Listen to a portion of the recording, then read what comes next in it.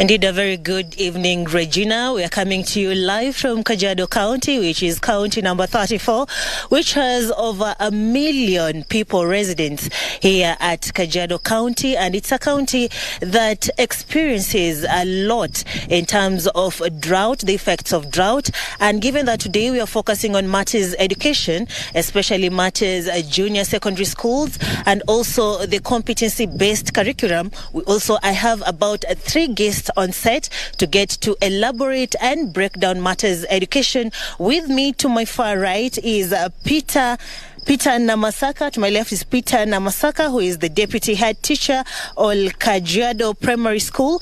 And also we have Gershon Mwakazi, who is the director disaster management World Vision. And I also have Jeremiah Olencharo, who is the CEC education Kajiado County. Karibuni sana. Okay, so tonight we're going to focus on matters junior secondary schools as well as CBC, and to get to understand what's happening here at Kajiado County, I'm going to start with the teacher, who is Peter Namasaka. Mwalimu, perhaps explain to us, elaborate to us, what is the situation in matters junior secondary school transition? Thank you so much. As you have heard, Mr. Namasaka, the deputy teacher of Kajiado Primary School. Now, on matters concerning CBC in our schools, I want to say that we are still facing challenges.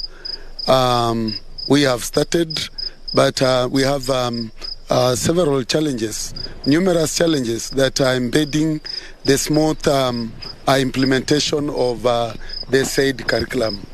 First of all, we are facing the challenges of, first of all, the support from parents, the preparedness of parents.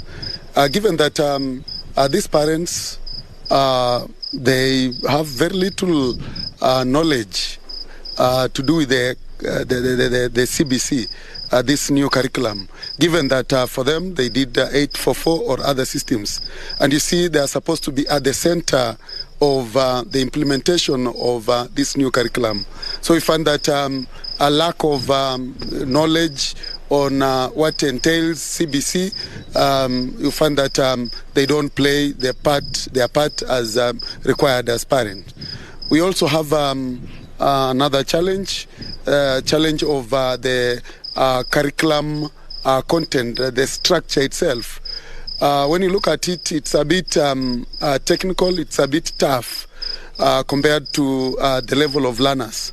So sometimes you find you go to a given class, you try to explain, and you see because of the nature of the content, sometimes learners get it very difficult to comprehend. Something else is about ICT. Quite a number of teachers they lack the skill of ICT, and you see CBC entails ICT. There is integration of ICT in CBC. So we find that most teachers don't have these skills, and even those ones who have, they have faced the challenge of the network. Some places are very remote and such that you cannot get a network there, and therefore trying to employ the use of ICT is a challenge. There is also a problem of lack of material, teaching and learning resources, material like textbooks. There is a big challenge of textbooks. You find that you go to bookshops, most parents cannot easily access this, and it's because of maybe unpreparedness. CBC is something. If you ask me if it was a good thing to be introduced in Kenya, I will say without blinking my eye that it was. But you see, the issue lies with the preparedness. How were we prepared, and how much do we allocate to start off this curriculum? So those are the challenges that we are virtually facing as we try to implement the new curriculum. And given that most residents here in Kajiado County are pastoralists, and also there is the effects of drought, how has this affected the students here at Kajiado County? Now, as you know, Kajiado County, the main economic activity here is pastoralism. That is the main source of livelihood for residents in Kajiado. And therefore, you realize that with a prolonged drought, very many parents have been affected. One, taking their pupils or their students to school has been a nightmare to them. The situation is actually terrible. And you see, taking pupils to school, students to school, is all about resources. You need to pay fees, you need to buy the very essential requirements like textbooks, pens, and what have you. These children cannot also learn on empty stomach. And I see it is something that is really affecting children.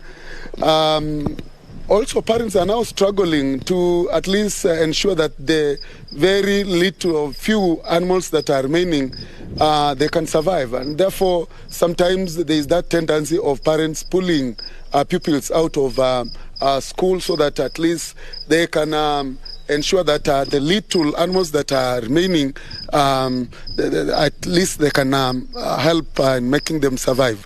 So these are the challenges that we are facing. And then also, when you look at the distance from one school to another, the distance is vast. So learners walk for quite some long distances to access education, and it's a challenge that we are facing, and something needs to be done.